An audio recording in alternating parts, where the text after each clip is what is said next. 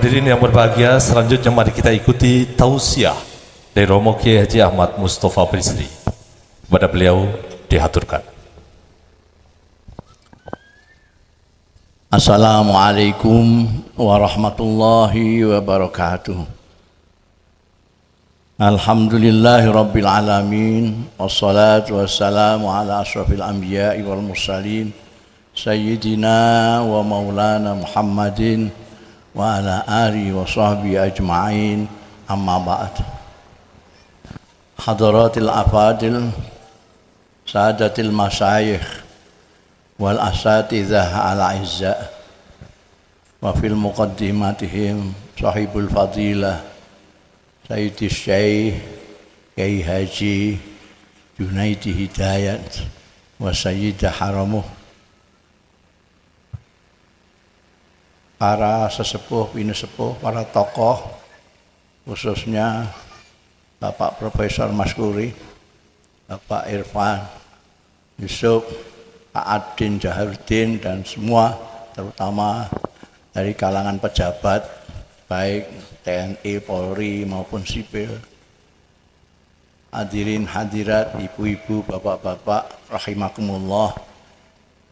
Alhamdulillah wa syukurillah, saya harus memanjatkan puji syukur kehadirat Allah Subhanahu wa Ta'ala yang telah memperkenankan saya pada malam hari ini dapat sowan ke kawasan ilmiah yang indah ini, Al-Aqobah, dalam rangka memperingati ulang tahunnya yang ke-25.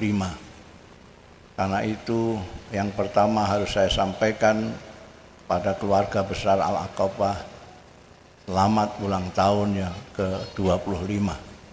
Semoga semakin bermanfaat, semakin barokah, semakin menjadi inspirasi bagi insan-insan pendidikan di Nusantara ini, di Indonesia ini.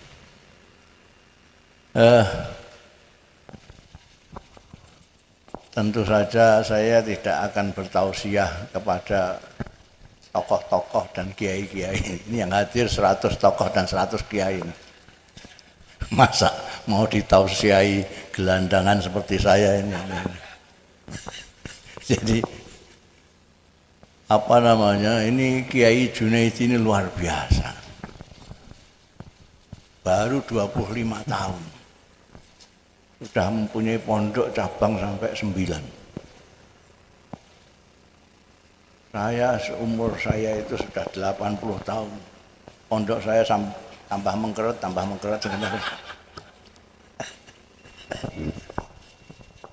Ini tambah berkembang. Jadi betul-betul pegangannya betul-betul anfa'ukum linnas. Jadi Kiai Junaidi ini memegang prinsip ahsanukum anfa'ukum linnas. Karena itu tidak hanya membawa ciri-ciri pesantren yang awal, tapi juga pembaruan yang bisa kita lihat tadi. Ini belum ada yang meneliti. Mudah-mudahan ini Profesor Maskuri ini yang akademisi, jadi nanti diteliti. Cuma saya mempunyai hipotesa atau apa. Kalau kita amati kehidupan di desa, di pedesaan, lalu kita bandingkan dengan kehidupan di kota, kita akan menemukan sesuatu yang mencolok sekali. Di desa kita mengetahui masyarakat di desa itu guyup. Guyup itu bahasa Indonesianya apa itu? Bukan, jadi di desa itu orang mendirikan rumah. Ini tetangga-tetangganya yang tidak ikut tinggal di rumah itu, ikut naik, masang reng segala macam. Kalau ada yang wafat, tidak usah diumumkan, ibu-ibu bawa tenong, isinya beras atau gula lah ke tempatnya yang kena musibah itu. Kalau ada tamu, tidak ditanya apa-apa dulu, disuguhi dulu. Sampai di sini tadi yang agak kota ini, saya datang langsung disuguhi dulu. Sebelum diberitahu saya disuruh apa ya. Dan lain sebagainya. Sampai kalau ke kota, tetangganya mati tidak tahu. Datang bertamu, boro-boro dikasih unjukan dulu. Pertama kali ditanyakan KTP sampean. Kalau tidak percaya silakan, tidak usah ke Jakarta, Surabaya aja.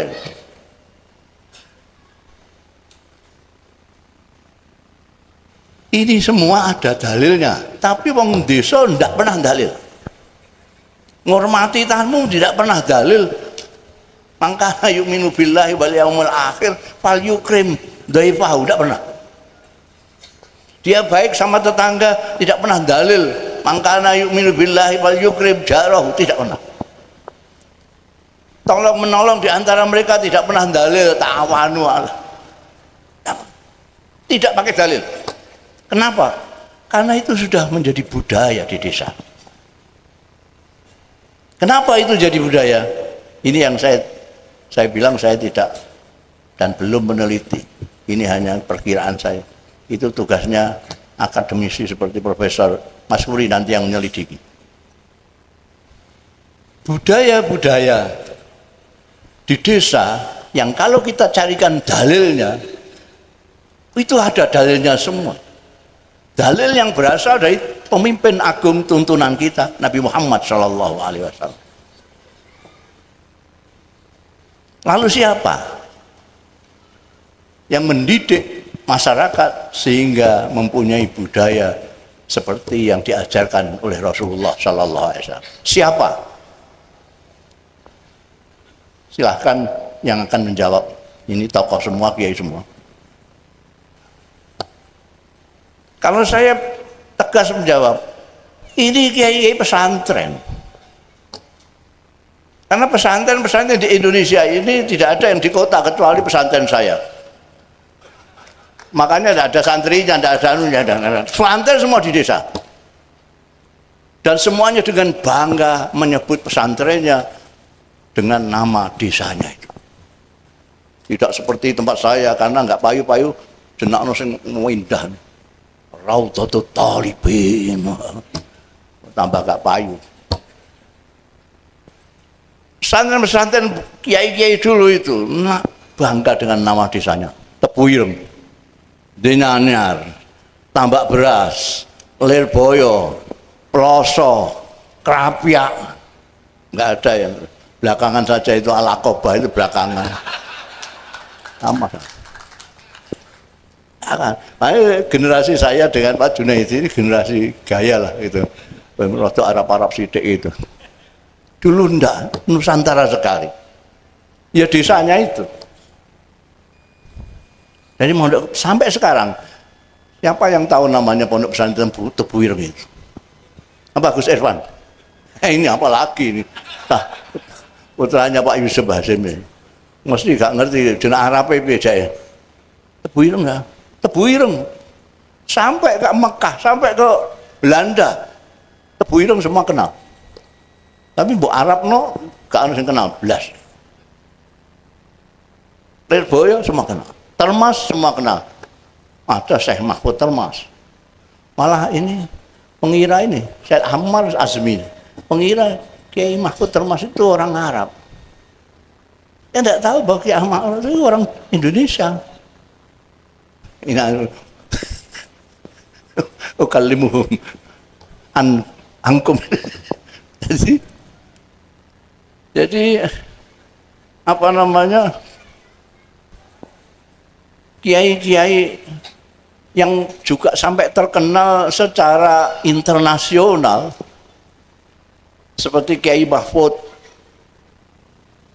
At-Turmusi. Itu orang Timur Tengah itu bingung itu, Turmusi itu wilayah mana itu. Dicari di Timur Tengah nggak ada. Karena itu adanya di Al-Jawi. Indonesia dulu disebut Jawi oleh orang-orang Timur Tengah. Ada Syekh Nawawi Al-Bantani dari Banten. Ada Syekh Abdul Muhaimin Al-Lasemi. Ada Kiai Khalil bin Harun Ar-Rambani. Ar-Rambani dari Rembang. Ada Kiai Abdullah Zaini Ad-Jettai Ad-Demai dari Jetak Demak. Pengarang kitab apa? Kitabnya dicetak di Mesir kan. Jadi tapi pondoknya itu tidak dinamai, tidak dinamai, pakai nama desanya. Gak tahu itu saking fanatike atau saking tabaduke nggak jelas. Jadi, zaman saya zaman Kiai Junaidi ini rada gaya pakai nama Arab Al-Aqabah. Cuma saya Rawdatul Thalibin. Yang dulu-dulu tidak pernah itu. Tapi mereka membentuk. Jadi dulu itu pesantren itu titik tekannya adalah tarbiyah. Tarbiyah, bukan taklim. Karena itu sering dikritik. Wah, tidak pakai metode didaktik. Mulang sambil ngantuk-ngantuk. Kiainya mulang, santrine ambek ngantuk-ngantuk itu.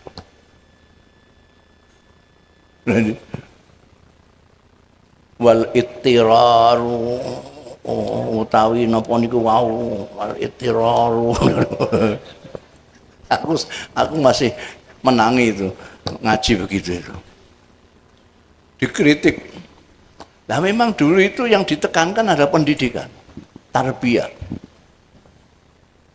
Belakangan karena pesantren itu terbuka. Jadi jangan dikira pesantren tidak terbuka. Terbuka. Buktinya apa? Ketika ada kritikan tentang didaktik tadi itu, pesantren sejak Kiai Wahid Hashim Allah yarham itu sudah mendirikan sekolah-sekolah. Tidak ada sekolah di pesantren.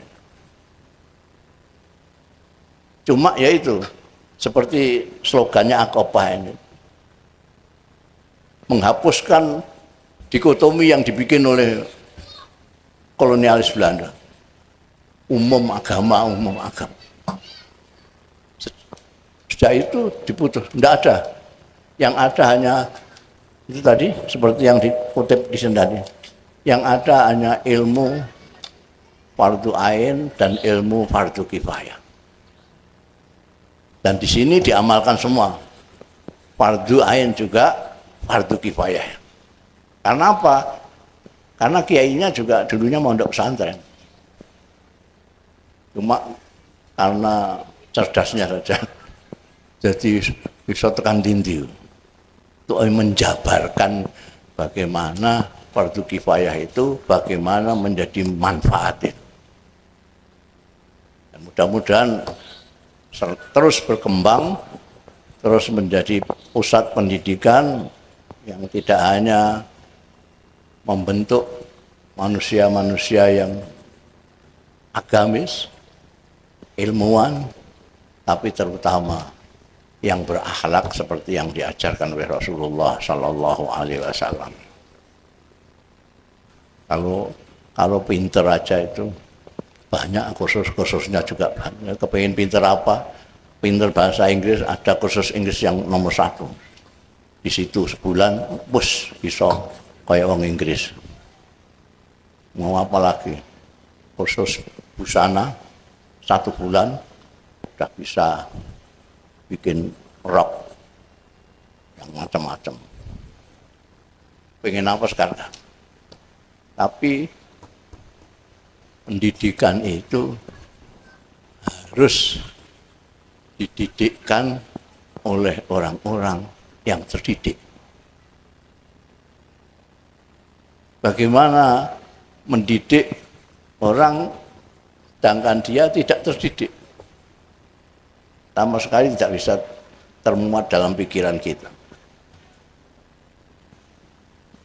Saya sering mengatakan daripada pinter tidak terdidik lebih baik goblok. Daripada pinter tidak terdidik, tidak berakhlak, lebih baik bodoh. Kenapa? Karena kalau orang pinter iki nek korupsi itu merugikan banyak sekali ya. Tapi kalau goblok itu sedikit ruginya. Orang goblok mau mencuri, durung-durung wis kecekel. Nggak usah polisi. Hansip saja bisa tahu dia. Nggak usah hansip. Bansur aja tahu. Long bengi-bengi nggawa linggis. Moro ning omahe wong, bengi-bengi nggawa linggis. Banser saja tahu ini meh maling ini.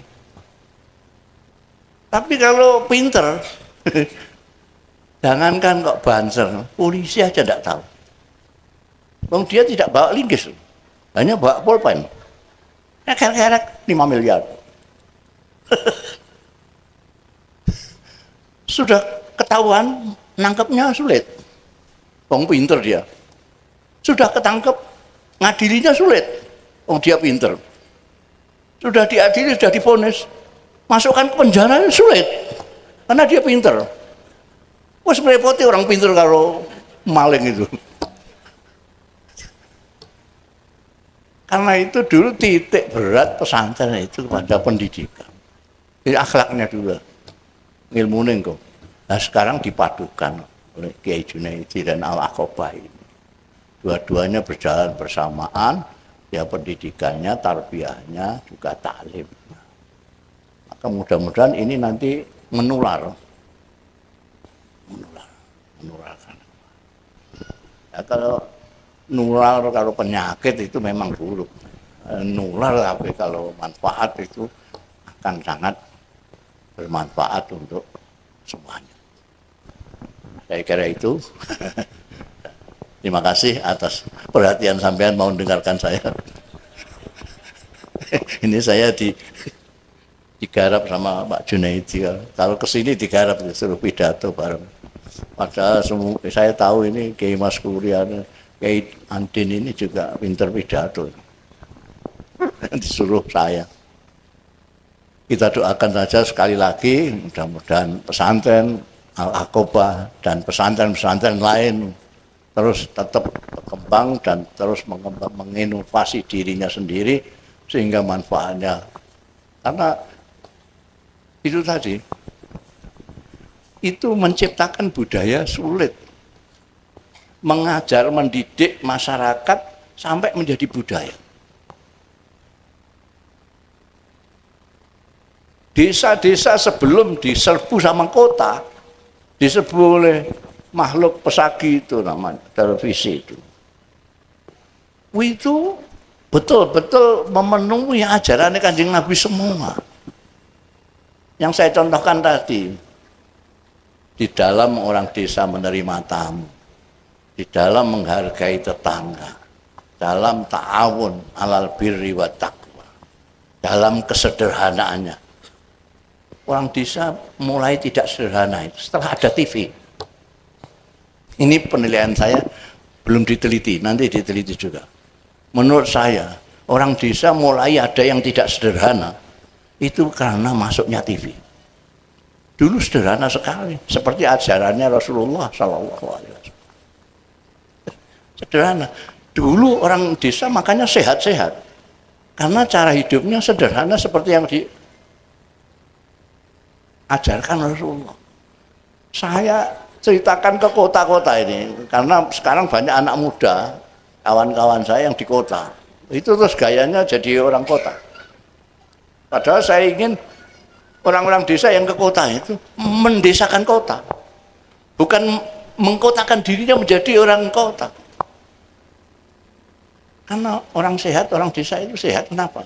Karena mengikuti ajarannya Rasulullah SAW. sederhana.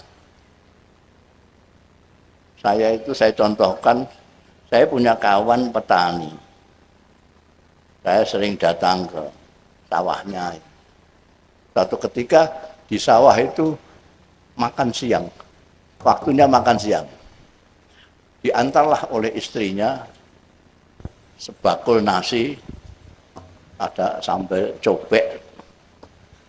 Cobek isinya sambal sama ikan kering gereh. Sama kendi. Makan di galengan. Kalau saya ngomong di desa, galengan mesti ngerti kabeh. Kalau saya ngomong di kota, gak ada yang ngertiin. Makan di galengan. Masya Allah. Nggak pakai baju, makan di galengan pakai gereh. Habis itu terus minum kendi. Gelegeknya itu sak desa keluar. Alhamdulillah.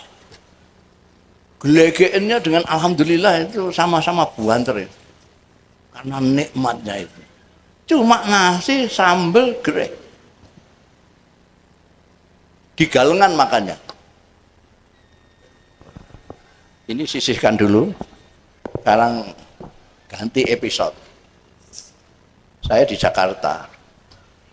Ditraktir kawan saya, direktur bank. Di restoran yang namanya saja saya tidak bisa baca. Kok urut mati kabeh. Dia ngomong sama saya, Gus, sampai saya ajak makan istimewa.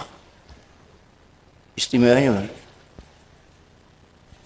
ini daging sapinya nanti yang akan kita pesan itu. Kemarin sudah saya pesan, jadi didatangkan langsung dari Amerika. Besoknya masuk betul datang. Masuk restoran itu, dinginnya bukan main. Jadi panasnya rakaruan metu itu, masuk. Mejanya apik, seperti meja gini nih. Terus ada buku menu itu, bagus seperti albumnya pengantin itu. Oh, gede apik. Tapi saya juga nggak bisa baca ini apa. Karena nggak bisa baca, terus saya bilang sampean aja saya yang milihkan. Ya ini tadi yang penting yang saya pesan kemarin itu. Daging khusus di bagian apa gitu. Jadi ada apa namanya? Sapi itu ada bagian khas apalah yang pokoknya bagian sini yang dari Amerika. Datanglah pelayan membawa piring besar ditutupi aluminium itu. Kok ditutupi? Gimana makannya ini? Saya ngeliatin aja. Ya kalau Gusmu sudah ingin makan ya, silakan. Ya terus dia aku bingung. Ini yang kan aneh. Ya terus dia bilang sama pelayan, ini mau dimakan sekarang, dibuka. Ini yang sampean pesan itu daging sapi dari Amerika. Buka. Itu piring gede semua. Ada dagingnya mau semene iki. Dagingnya segini. Saya lihat di menunya itu 350.000. Oh, 350.000 pada zaman itu. Sekarang mungkin ya sudah 750-an sekarang ini. Masa juta lah. Milih segitu.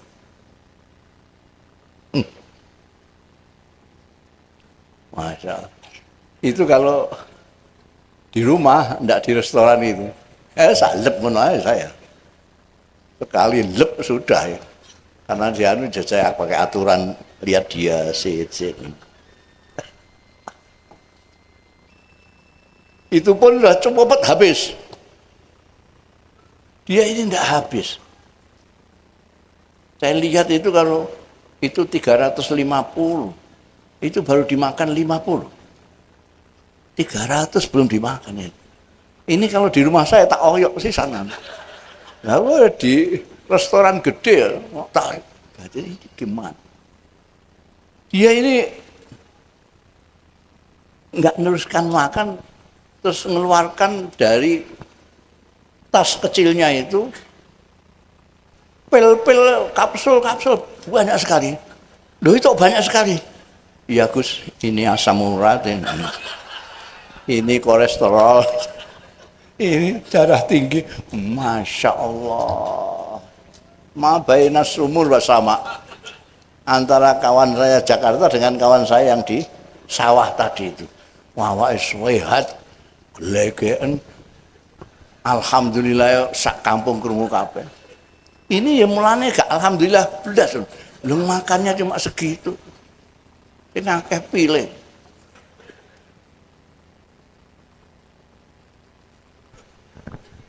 Ini tapi saya provokasi kawan-kawan saya yang di kota ini untuk mendesakan orang kota, yang tetap nggak gelem. Ini malah dia yang mengkotakan diri. Padahal kalau kita simak teliti, kehidupan di desa-desa itu lebih sehat. Makanya ini pesan saya kepada Al-Aqobah, Pak Jun, meskipun ini nanti dimodernisir seperti apapun, pendidikan kedesaan itu jangan hilang. Dalam pengertian bagaimana hidup sederhana, bagaimana perhatiannya kepada sesama, bagaimana menghargai orang lain. Ya yang diajarkan Kanjeng Nabi semua itulah yang selama ini sudah berlaku membudaya di desa. Saya kira itu perlu dipertahankan. Sehingga nanti anak didik menjadi komplit sekali. Dia menjadi orang kota yang berakhlak desa. Saya kira itu, kurang lebihnya mohon maaf. Wallahu yuwaffiqum ila ridho. Assalamualaikum warahmatullahi wabarakatuh.